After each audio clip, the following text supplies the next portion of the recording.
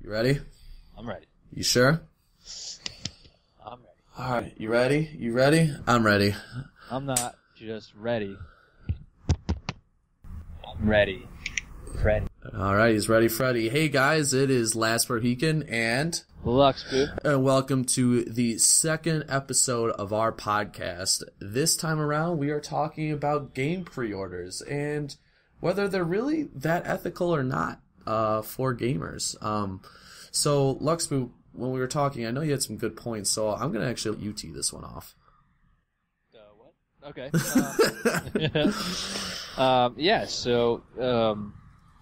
I guess starting from when pre-order first came into existence, back when we all loved going into GameStop and spending $5, asking our mom and pops for that $5 bill so we can throw down $5 on Conker's Bad Fur Day or, James Bond or Final Fantasy VII.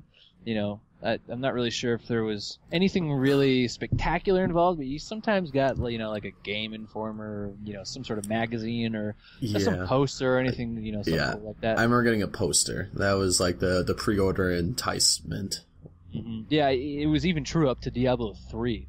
Yeah. Super pumped about posters. You remember that when we bought Diablo 3 and I was... No, you bought it. I just watched. I was so drunk and oh my god. You almost knocked the display over for Diablo 3. And he gave me one of the displays. He probably broke it. Like, you can just have it, man. We don't need this anymore. Yeah, good times. Good times. And those were the cool days, and it was literally $5 was almost nothing. You got something kind of neat out of it. It was a whole part of the whole promotion of the game. And then as we got moved into the digital age, well, things got a little hairy, a little sticky, and some AAA developers, some just game developers in general, and publishing companies kind of still continue to take advantage of the whole pre-order system. Mm-hmm. And I think it's going to continue to be a hot topic, but I think it's a hot topic today as well. Especially when you look at games like Fallout 4 that had recently come out. You look at Call of Duty that recently came out. I think there's two tails of the coin if you just talk about those two games, but then you have kind of a medium in between everything else. So I agree. That's kind of what we were insinuating beforehand.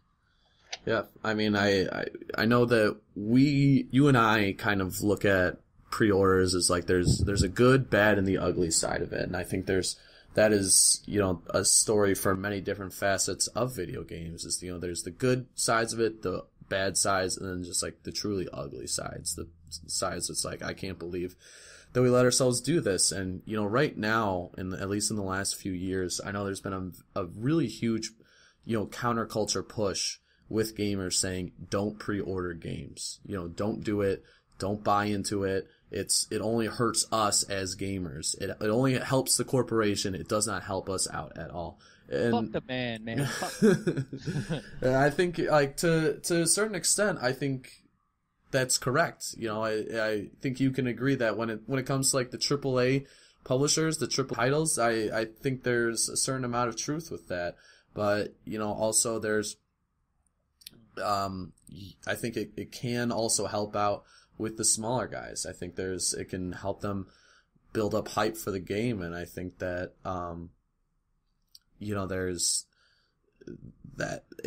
still good to be used for it if used correctly. Yeah, I mean, you can't look at some, and when I say some, I mean like just literally like a small piece of the pie, like the drop in the bucket. You can't really like put blame on everybody just because that one drop in the bucket sucked. Mm-hmm. I mean, there are always going to be bad people. There's going to be almost unethical and immoral practices out there, but just because somebody is doing that doesn't mean that it should be applied to everybody else. And, I think, to what you were mentioning about the good, the bad, and the ugly, where people are just really don't want and really want to push away from the pre-orders, I think what people don't really realize is the benefit of when you pre-order a game is if you pre-order it for a game that you really, really like, for a developer you really, really like, that only means good for them, and they can use that money to either continue to promote the game so they can make it even more successful. They can use that money to not release it. I mean, sometimes you hear about games that push things back. Mm-hmm. Think about like, wasn't it Grand Theft Auto 5 got pushed back a few times? I don't know if that was due to pre-orders though. Well, yeah, exactly. It couldn't. It may have not been, but if a company, needs to make ends meet, they need to make a profit, and if they're making profits off a game that's, doing really well in the pre-order process, they can use that money and they can kind of hold back a little bit because they don't need to make a whole lot of money, and they can make that game even better and make it better for all us gamers. So there's one upside to that. You're also supporting, developers that are creating games. Like the smaller ones anyway. I agree. And I mean, I think there's, with great power comes great responsibility. And I think pre-orders definitely falls into a category like that. On Kotaku the other day, I was reading an article where like I'd say a smaller-ish, developing company, was creating this game called Uppers. And it was like, just like a beat 'em up, Japanese style, PS Vita game, and they opened it up for pre-orders, and a few pre-orders trickled in, and then I guess after like a couple weeks, they actually closed the pre-orders and then pushed back their release date from like April 2016 to TBD because they didn't get enough pre-orders. And that's where I read that article and I was kind of pissed off. I think that, that's using pre-orders the wrong way. This shouldn't be a supplement in cash. This should be something that, you expect hype, you expect demand from your game. And so you're just trying to help out your customers. Maybe, as you said, like, if you're trying to use some of that extra income for, like, promotional, that's fine. But if we're talking about, like, we need to use whatever pre-order money we're getting to help supplement the development of the game to make sure we get it to release, that's where I kind of draw a line. And, that's where I say that's why pre-orders have been misused and abused in the last, I don't know, five years or so. I mean, that's just a really bad business model. I mean, if you're almost applying for credit from gamers, if that's the case, you don't really even have a finished product, but you're like, hey guys, we kind of, we're working on it. Go make a GoFundMe or go to Steam, apply for a green light or a Visa or whatever, a green card, whatever the fuck. Go do that, but don't base your development on.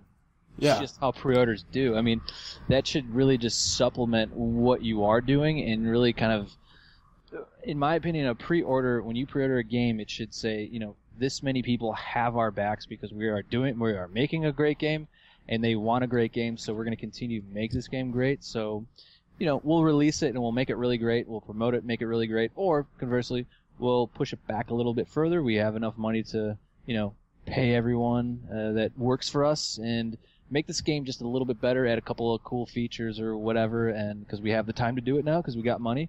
But the margins in the industry nowadays has gotten extraordinarily tight. I'm pretty sure AAA companies are like, I can't wait. I hope they go bankrupt. This is looking at you, EA and Ubisoft. Fuck both of you. But once that happens, I mean, it'll be great.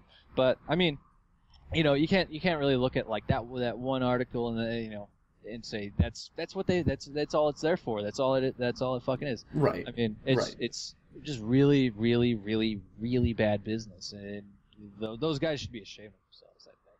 Yeah, I mean, and I won't let this one thing. This is just one of the many things that characterize how bad pre-orders have come. This is just probably like the worst example. Where somebody just can't go on without the pre-order cash.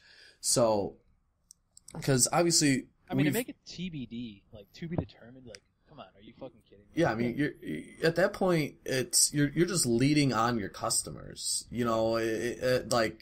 That's just, to me, is bullshit. Because it was only supposed to be a couple months away, and then you throw it into oblivion by saying TBD. I mean, come on. Yeah. So, but while that may be at the worst, obviously there are definitely other examples, much more wider examples that you and I both know of with AAA companies really just trying to use pre-orders as just a dick measuring tool, as to say like, hey, with all the sales we had, this is also how many pre-orders we had, because we just had all these customers blindly throwing, $60+ at a game that they haven't even touched yet. They don't even know what it could be about. We could just literally have a game with fart sounds in it for 10 minutes and then it crashes, and they still paid $60 for it. Like, that's how loyal our followers are. And so that was a really crazy tangent right there. I had a really crazy thought. So, I mean, but that's what they're trying to do about it. Like, they're trying to say, like, look at all the money we're making from pre-orders, when that's not, I don't think that's what pre-orders should have ever been. Pre-orders should, like we talked about, should have just been a way for you to save a copy for yourself. A way for you to be like, all right, I don't have to stand in line at midnight and wait till GameStop opens to grab my copy in a mad dash, skip class like the rest of the fools. Come on, kids. Yeah, like that's what pre-orders should have been about, but I don't think that's how it is anymore, at least for the big guys. Yeah, I mean, they really are definitely taking advantage of the system. I mean, pre-orders should be about, knowing that you have a support and a fan base, and it's just a way for, to be aware that many people want to play your game so badly. It's almost, it's a really good measuring tool for people making the games and analyzing how good it actually is and how well they've done at marketing it. But, at the end of the day, well, actually, it's really cool too that they used to reward the people that wanted to pre-order the game. And even if somebody didn't want to wait and buy it that first day, I mean, the incentive was really like, oh, I can just put $5 down and get a cool hat, or put a poster up in my room that's gonna like get pissed on by my cat. But who cares? I'm getting something out of it. It's an investment here. And nowadays it's almost a risky cost for a gamer, I can put $60 down on the new Call of Duty, pre-order that shit, and then about a week later I can just hear about how, oh, hey, we know you all love playing multiplayer, so I know, thanks for paying for $60 for the game, but you could have spent $20 and got, just the multiplayer and the zombie mode, the cool cream of the crop. Yeah. They at that point it's like they want you to pay full price, but they also want you to keep playing the game. Yeah. It's kind of like a sham wow moment. But again, just because Call of Duty did that, and all of you sheeple out there still playing Call of Duty, that's your own damn problem, not mine, because I don't play that game anymore. But it's the flip side. Earlier when I mentioned Fallout 4, is as much as I am abrasive to paying money for a game that I can't play yet, or literally throwing my money at something that I can't play right now. That being like the Fallout 4 season pass, like that's something that I spent my time on, considering, am I going to actually do that? I mean, and what game companies are really good at is just making you be really impulsive about things. Yeah. But if you're smarter about it, it's not a bad thing at all. You just need to do your own research, figure out whether or not it's going to be a good game, look at some trailers, look at some footage, do your own thing about the company. Otherwise, you could potentially be wasting all of your money. Yeah, I mean, I think, and we can cover this at another podcast about season passes, but going back to like the good and the ugly, I mean, I think Fallout 4 so far has done a pretty good job about handling, the pre-order, and then also handling like season passes.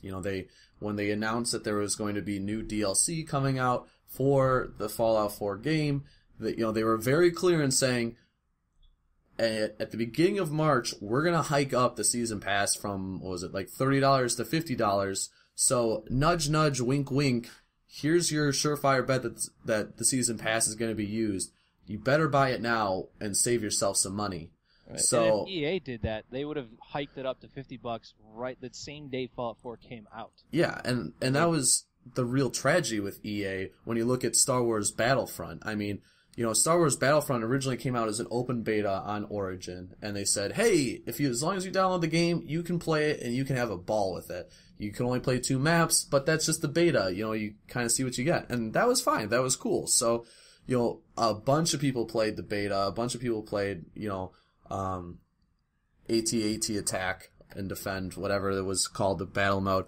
And it was a fun time. But after a day, they said, hey, your free trial to the beta access just ended. So if you want to keep playing till the game actually gets released, well, then you have to pre-order the game, you get an extra map in the beta, and then when the game actually comes out, you can immediately play the rest of it. And a lot of people bought into that. A lot of people were like, hell yeah, I want to keep playing this. This is fun enough until the actual games come out, and then I can keep playing more.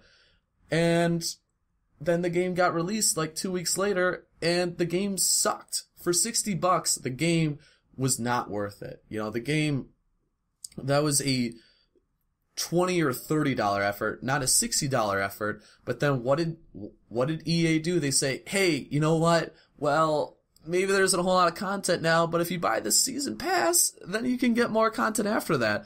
And that was another $30. So the 60 on top of the 30, you're paying $90 for a game that like really only entertains you for, I would say, like, would have only entertained me for like a day or 2 tops. And that ain't worth it. Didn't you play the game? Didn't you buy it? I did not buy it. I did not. I swear I saw you playing it a couple of times. I played the beta, but then, like, as I said, thank God Fallout 4 came out like the week of or the week after, because otherwise I would have definitely made a unwise financial gaming decision. And I've made plenty of those. I'm just glad that one was not one of them. Yeah, that definitely could happen. I kind of knew it was going to be like a hot 15-minute, 15 seconds of fame. Yeah. I haven't heard anything about that game. I remember when it came out, people played the beta, like it was on the subreddit gaming community for a couple of weeks, and then just poof. Yeah. I think Metal Gear Solid came out and just no. or something. No, some other big games came out. Obviously, Fallout 4 too, but right.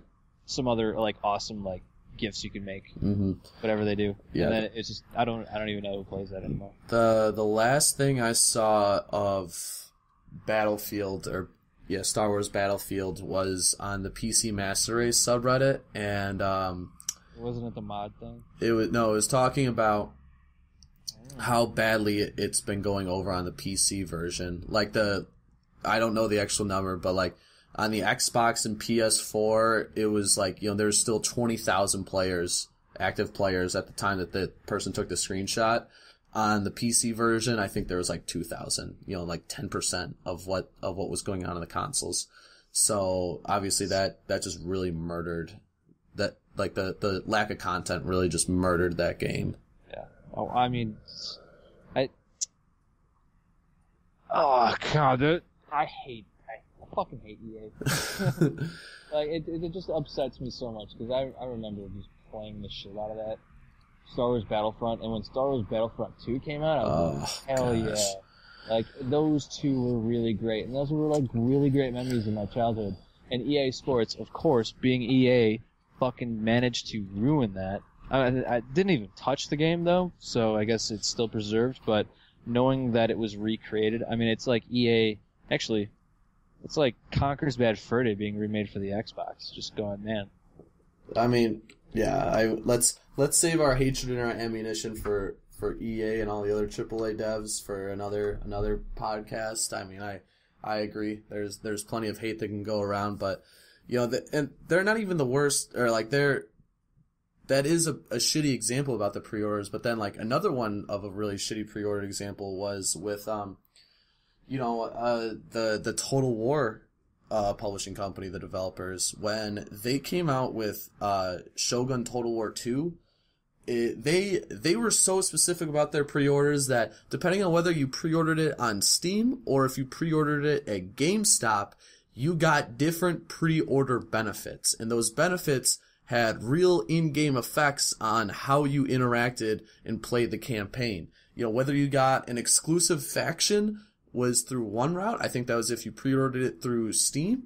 And then if you pre-ordered it through GameStop, you got like 4,000 extra gold when you started. Like 2 entirely different things right there. Yeah, 2 entirely different things. And then like gold, like you just spend that, but a whole other race, like that's something to learn, baby. Yeah, and then the extra clan eventually just came out on Steam, and you just had to pay money for it. It was never just like Did you pay 4,000 gold for it? No, you had to pay like $5 to unlock the faction. I'm like, that's bullshit. Like, and they've only gotten worse at that kind of stuff. But we can talk about microtransactions once again another podcast. We have plenty of things that we can bitch about, but I want to make sure microtransactions. I'm totally writing that down. that in and of itself, I just go ham bony on. I'm coming for you, Blizzard. There's but fucking $20 for a whole goddamn wing in Hearthstone. Oh gosh. All right.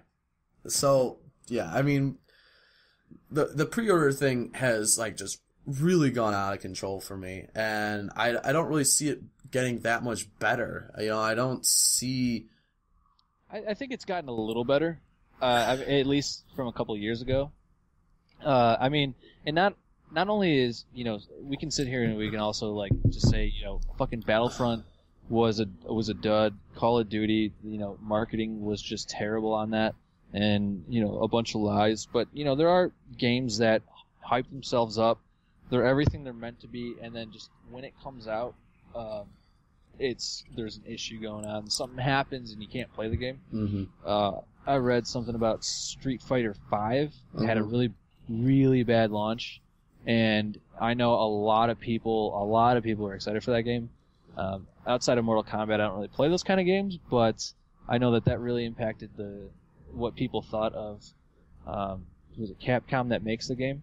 Right. Right. And a lot of people were excited to play that game, and they were ready to play, and then the launch kind of fucked up everyone's perception. Mm-hmm. That's literally just a byproduct of just something kind of messing up. It's not really anyone's fault. It's not like they anything was planned to happen. It's not like it's just a little hiccup in the process. So when something like that happens, you can't just go, oh my god, I spent $60 now here I am here, like I pre-ordered the game. Like, just wait a couple of more weeks. You probably spent money on the game months and months, maybe years ago. You can wait a few more weeks for everything to kind of smooth over and get itself ready. I know I was kind of upset about GTA 5 Online. I pre-ordered that game. It was one of the few games I did pre-order, and they had a lot of online issues at the time when it first came out. But, it got its shit together, and it was totally fun. So, I mean, I think there are things that... What I'm trying to say is there's the bad, what we've talked about. There's the good, and then there's just kind of the hiccups. And I think it's really up to you to just really determine what's bad, what's good, and just what's, I will get over it, we'll get past it. And everything is kind of a unique situation. You shouldn't really pool everything together and just be like, all these guys fucking, they're all dicks, they're all money hungry. Yeah, I mean, I think, gamers that are close to our age now kind of have a good lay of the land as to like, who are those, those quote unquote evil corporations, those money grubbing corporations that are out to just to take every dime we have and just leave us high and dry if possible. But we should do a podcast in front of EA headquarters. For no particular reason. I'm sure that would go over splendidly. So I think there are a lot of us that like understand how the game is played, but there are also a lot of us who aren't. There's a lot of people who just, look at those games, look at those big name publishers and those big names that are recognizable, and they fall into the trap of the pre-orders, and it's like, well, they're one of the many casualties of the machine that is now the pre-order business, and it's sad to see. I do really hope that the no pre-order movement keeps going on, cause as more avenues grow for those smaller developers with Greenlight and like Steam Greenlight and other things like that, I see a lesser need for pre-orders. I mean, we're also in the digital age now where having a hard copy of a CD for computer especially, but even just for Xbox or PS, almost isn't even really that relevant anymore. I mean, I haven't bought an Xbox since Xbox 360, and that was, I think when I bought that was almost 8 years ago. But by the time I was done playing it, you could buy and download games online. That was a thing. So, what's the purpose of saving that copy for yourself at the GameStop when you can just get things online, Well, I mean, that's kind of the thing that I've always wondered too. Like, when I hear things, like, I'm not even sure I pre-ordered Fallout 4. I did. I'll admit that. Why did you pre-order it? I pre-ordered it just because of the benefit that this is the only benefit that it has for it online anymore, is that they will let you download it to your computer and it will unlock itself at midnight of the release. See, I mean, that's cool too. I mean, I know, like, when GTA 5 came out, when I got Oblivion when that came out, I know that was one of the few games that I got that came out. Same with Halo 2. I think Halo 3 as well. When that game is first released, whether you're doing solo, whether you're doing like campaign or you're playing multiplayer, like, you just kind of have that feeling that there is a huge amount of people out in the world that are playing the same game you are right now, and everyone out there has been waiting for it. I know. Yeah. I kind of wish I had that feeling, actually, when I was playing Fallout 4, because I've waited so long for that game to come out. But, just sitting there and just thinking to yourself, man, I am not alone playing this game right now. There's just that connection you got with people. I agree. I can see that. And that's the cool benefit of it. But, at the same time, it's kind of like, there's really no reason for me to do it. I mean, unless you're giving me a lot of cool things, a lot of cool features that aren't going to be available to other people. Well, it doesn't even need to be like a whole new map or whatever the case may be, like, or a new dungeon. Just give me something cool and cosmetic, and maybe I'd consider. But going back to the digital age, like, it's almost impossible to put down a tenth of what the game actually costs, that being $5, because you have to almost pay full price of the game. Yeah, you have to pay for it outright. I mean, and it's like, I would only do it if, like, maybe I'm strapped on money and at this particular week I have money to throw, but I'm also not broke. But I'm just saying, like, at that point it's almost like I've got some extra money to throw at it. Maybe when it comes out, I don't know where I'll be financially, so I'll put $60 down now. Yeah. But aside from that, I don't really see the whole benefit in pre-ordering right now. Mm-hmm. So this is kind of where I stand. I get that. I mean, everyone could make a case as to why they wanted to. I mean, right? They'll always give us reasons. If there's one thing you got to give those big publishers out there, is that they are damn good at giving us reasons to keep doing it. Whether it's giving us cool, new, neat cosmetic skins, or a cosmetic car, or a character, like, whatever it is, they are really good at giving you a reason to do it, and they will keep finding ways. I mean, even if people stop pre-ordering games tomorrow, they will keep coming up with ways to do it, because they're a business and they have to, and now that that's a metric of their success, they're going to keep finding ways to do it. And, from a business person's perspective, you got to respect the game like that. But, it still just sucks, because no matter what we do, we're still kind of ultimately powerless with it. The floodgates already opened in my eyes, and the only thing we can do is... There's too many stupid people out there. I mean, yeah, there are too many, just, as you said, sheeple. And so we can do our best to kind of stem the tide and, say, hey, we're not going to, like, the mainstream and the hardcore gamers aren't gonna stand up for this bullshit anymore. Like, we're not gonna be about this. If you want to grab the newbies, by all means, grab the newbies, but just know you lost our vote of confidence. Yeah, I agreed. And I mean, if you quickly going back to Call of Duty, I mean, if you look at Call of Duties like 1 through 4, like, those games rated M for mature, they were kind of geared towards mature players. And then if you play like Xbox Live or PlayStation Network and you play those games online nowadays, you just encounter a shit ton of kids. Mm-hmm. And that's because, going back to the sheeple thing I kept saying, EA is going to literally rob kids because kids don't have money, so they go to their parents and say, I really want Call of Duty, Ma. Yeah. And, what's Ma going to do? Give the kid money to buy the game. And, literally those kind of people are wanting the kids to pre-order the game and get their money. There might be some people that actually really, really enjoy shitting on those kids and, power to them. But, I almost want to say boycott them. Yeah. Boycott the pre-orders on the AAA titles. They don't need the money. Yes. You're just going to get incomplete games. I get that. You're right. And okay, I know what our next podcast is. Yeah, I was about to say we need to wrap it up here and save all of our anger and frustration for the next podcast, which I don't even know where the objective will be. It'll probably just be on us angrily ranting about AAA developers, which isn't the worst podcast idea I've ever heard. So we can definitely roll with that. But, guys, I hope you enjoyed listening to us on our Numero Dos podcast. This is Last Rahican and... Hold on, wait, I've got a final sign-off message for you. Okay, alright. By all means.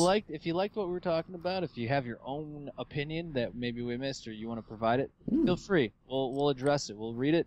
I'm not really sure how yet. I'm still learning that process, but we'll do it. And, we're doing the podcast, but kind of want to hear everyone else's thoughts. But otherwise, I'm Luxboo. And this is Last Rahican. Happy gaming, gamers. Real quick, one last thing. Hate to cut you off at the sign off, but if you do have a comment, either say something on the SoundCloud or say something on our YouTube channel for the video. Tweet at us. Fuck it. Tweet at us. There are many different avenues to let us know what your thoughts are. So sorry. Totally just ruined our sign off, but I think this is just what we're gonna call it. See you later, guys. Happy gaming.